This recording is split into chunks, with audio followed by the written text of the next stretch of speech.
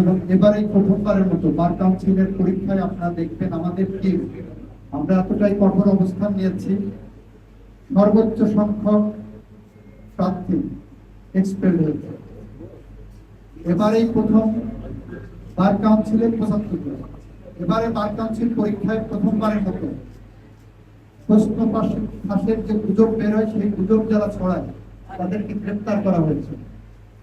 এবারে পরীক্ষার সিস্টেমে সারা রাত জেগে এনরোলমেন্ট কমিটি হোল নাইট জেগে থেকে ভোর ৭:৩০টার সময় ৭টার সময় আমরা সবাইকে সারা রাত জেগে থেকে পরীক্ষার রেজাল্ট শিটে সাইন করে আমরা বের হই।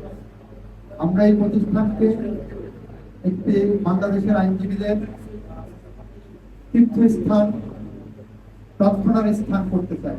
আর তাই বলেই আমরা গুণগত মান পরিবর্তন করার যে উদ্যোগ নিয়েছি, আশা করি সেই উদ্যোগে আইন মন্ত্রণালয়ের সর্বাত্মক সহযোগিতা আমরা পাব।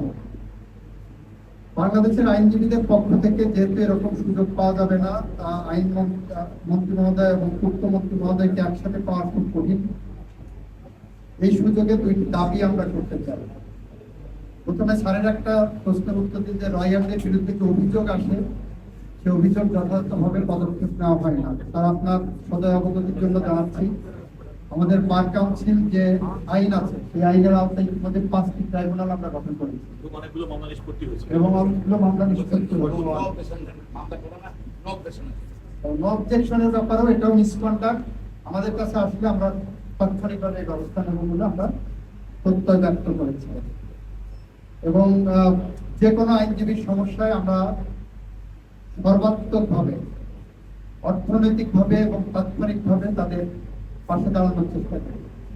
আপনার সদয়াবকদের জন্য জানাচ্ছি, আমরা যখন দায়িত্ব নিই সারা বাংলাদেশের প্রায় ২০০০ আইনজীবীর বেনিভোলেন্ট ফান্ডের টাকা আটকে ছিল, যেটা মৃত্যুর পরে একজন আইনজীবীকে এককালে ১০ লক্ষ করে টাকা দেওয়া হয়।